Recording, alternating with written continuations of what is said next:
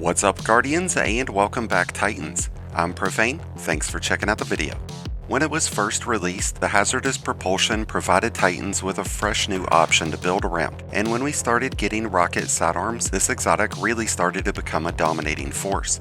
But now that we've moved on into Revenant, an episode that's heavily focused around stasis and grenade launchers, how well does this exotic hold up? That's something that we'll be looking into today as we check out this updated Prismatic Titan build. This is an agnostic exotic, meaning that it will work with any subclass. I find it to pair up great with the standard arc and solar subclasses, but through the prismatic subclass, we'll gain a lot more bonuses to both our survivability and our overall damage output. The Hazardous Propulsion comes with a Danger Close intrinsic trait, which will build up stacks of Exodus rockets. Once these have been built up, they can be discharged through the use of our class ability, and based on how many of these rockets strike enemies, we'll gain a temporary bonus in rocket damage. So with the Hazardous Propulsion, we're gaining a powerful ability that's going to deal out some great levels of burst damage, getting followed up by a substantial bonus in weapon damage. And even though we're in a season that's catered more towards grenade launchers, this exotic continues to kick ass. Precision hits, precision final blows, and consecutive weapon final blows are what's needed to charge Exodus rockets. And based on what type of weapon that you're using, you'll have a different rate of progression on building up those charges. And thankfully for us, rocket sidearms are one of the best weapon types to quickly charge Exodus rockets. Once Exodus rockets have been built up, a simple activation of your class ability will cause those homing rockets to fly out towards nearby enemies. These will typically direct themselves to any enemy that's within your field of view, but they are able to target enemies that are behind you. And when these rockets strike enemies, their damage will count as kinetic weapon damage, meaning that their damage can be increased with the use of buffs like Radiance, activity modifiers, and weapon surges. Each rocket deals out 600 points of base damage, so with a full barrage, you'd be able to terrorize a single high-value target just as easily as you would a big group of enemies. Once Exodus rockets have struck, you'll receive a 10-second window of bonus rocket damage. This starts as a 10% bonus at 1 stack, but it builds up to a 35% bonus once 6 rockets have landed. So to ensure that you're able to land all of your Exodus rockets, try to make sure that you don't have any obstructions in your immediate area, and make sure that you hold off on activating your class ability until you have all 6 stacks. And it's because of that reason that I find thrusters to be the best option to activate Exodus rockets. This also gives you more freedom in your movements during an engagement, whereas casting a barricade could block your rockets and can put you into vulnerable positions. This damage bonus is not limited to rocket launchers either. This actually provides a bonus to several different weapon types. This increases the damage of any rocket launcher, including exotics, and this bonus damage will stack on top of any weapon perks, like Explosive Light, Surrounded, or Bait and Switch. This will increase the damage of the Dragon's Breath ignitions, and it even increases the damage of Wolfpack rounds created by the Ergo Sum and the Gallarhorn. This increases the impact and detonation damage of all legendary rocket sidearms, and the Buried Bloodline exotic sidearm. This bonus damage will even get applied to the Grand Overture's Missile Barrage, which is going to be an extremely powerful option thanks to a few new artifact mods. Weapons with the Nanotech Tracer Rocket's origin trait will also gain a bonus to the impact and detonation damage of their mini rockets. This includes all of the legendary weapons from Neptune, as well as the Quicksilver Storm. But it's important to keep in mind that it's only the Nanotech Tracer Rockets that will get buffed through this.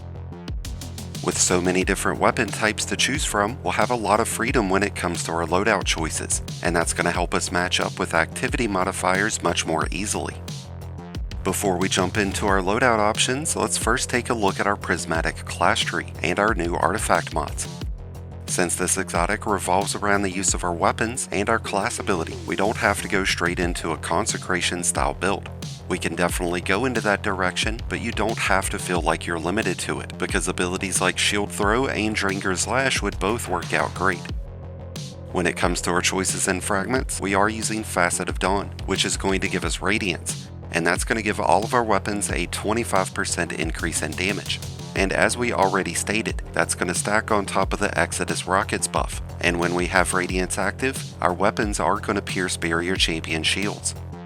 We plan on keeping enemies suspended, frozen, severed, or slowed as much as possible, so we are adding in the Facet of Courage. This will give us a 10% increase in light damage whenever it's used against enemies who are under the effects of any darkness debuff. Outside of our abilities and our transcendency, we're going to be able to trigger those debuffs through a few select weapons. We'll talk about them more in detail here later, but the Tusk of the Boar and the Call are two options that we'll rely on to apply Sever. This will neuter our enemy's damage output by 40%, while giving us a 10% increase in damage. And with the Slice weapon trait being triggered through the use of our class ability, this is going to go perfect with our build setup. And with weapons like the Tenacious Mastery, we'll gain Chill Clip, which will slow and freeze targets for us.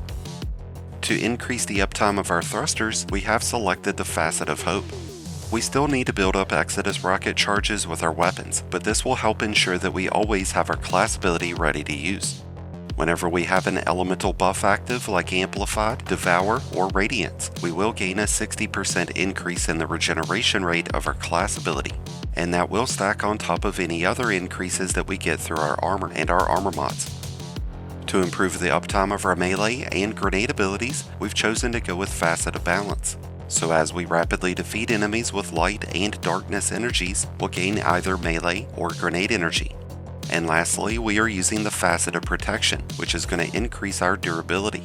This is going to increase our damage resistance by 15% whenever we're surrounded, and when we activate our Transcendence, that's going to get amped up to 32%. With Exodus rockets counting as kinetic damage, they're going to help build up both light and dark Transcendence energy faster. So as long as we're using a mixture of both light and dark between our abilities and weapons, we'll be able to cast our Transcendency pretty often. Now when it comes to our artifact mods, we've got quite a few that will boost our overall damage. We've got Concussive Reload equipped, so by using a grenade launcher like the Tusk of the Boar, the Forbearance, the Dimensional Hypotricoid, or even the Bittersweet, will apply a 15% weakening debuff whenever these are used against high value targets. So if we can tag those enemies with a grenade launcher before hitting them with Exodus rockets, we'll really be able to maximize our overall damage. We've got Power from Pain equipped, which gives us an opportunity to trigger Devour. This will be granted whenever rapidly defeating weakened enemies, and when Devour is active, we'll gain bonus grenade energy and bonus health regeneration after each final blow. With the Thick of It and Curative Orbs active, we'll be able to generate more Orbs of Power and build up armor charges more rapidly, which means we'll be able to reap the benefits of Kickstart mods, Special Finisher mods, or Weapon Surge mods more frequently. To optimize our overall damage, we do intend on using weapon surges with this build, so having extra armor charges and orbs of power will be greatly appreciated. To add to our long list of damage bonuses, we've got Conductive Cosmic Crystal, which is going to act as an extension of Facet of Courage. This will grant any of our Arc and Void abilities with a 5% bonus in damage whenever they're used against slowed and frozen enemies. This is also going to increase the damage of weapons with the Dark Ether origin trait. Between our choices in weapons, along with our Transcendency and Thunder Crash, we'll be able to cash in on this bonus pretty frequently. And by using the Arc Compounding mod, we'll give ourselves another bonus in damage whenever we use our Arc abilities against blinded enemies.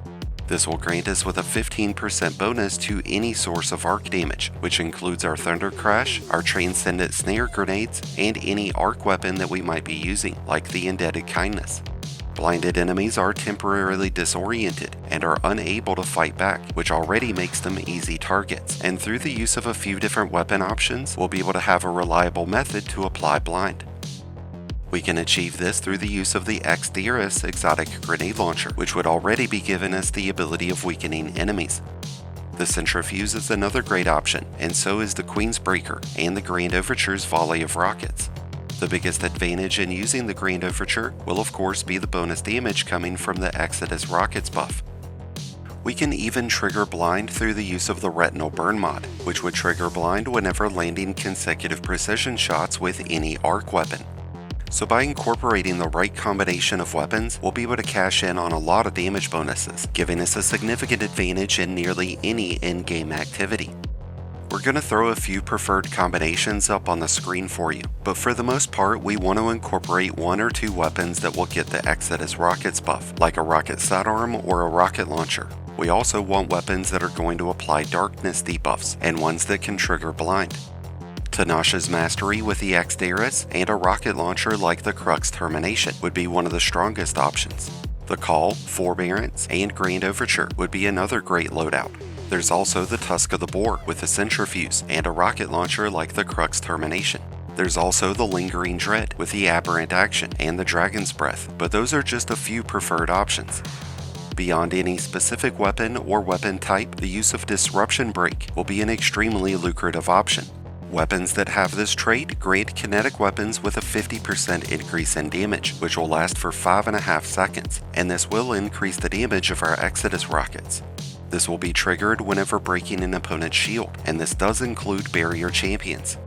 Disruption Break can be found on several different weapons, including the Arbalest Exotic Linear Fusion Rifle, which would easily fit into this build.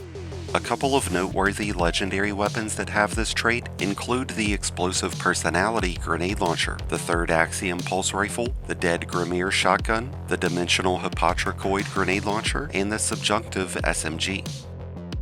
To take full advantage of our use of Hazardous Propulsion and all of our other buffs, I do find double special loadouts to be some of the best and strongest options right now. But that's going to rely on us integrating a lot of ability use into our gameplay, as well as the Special Finisher armor mod. Since we'll be generating extra orbs of power and creating bonus armor charges, we'll be able to maintain weapon surges or kickstart mods while also having Special Finisher equipped. We've mentioned a few times already that we are using weapon surge mods with this build, and to keep those going, we've got Helmet Siphon mods, the Heavy-Handed Gloves mod, and the Reaper Class Item mod, and the orbs that these mods create will be in addition to what we gain from Curative Orbs. Outside of the selection of armor mods, the character stats that we want to focus on with this build will be Resilience, Strength, and Discipline.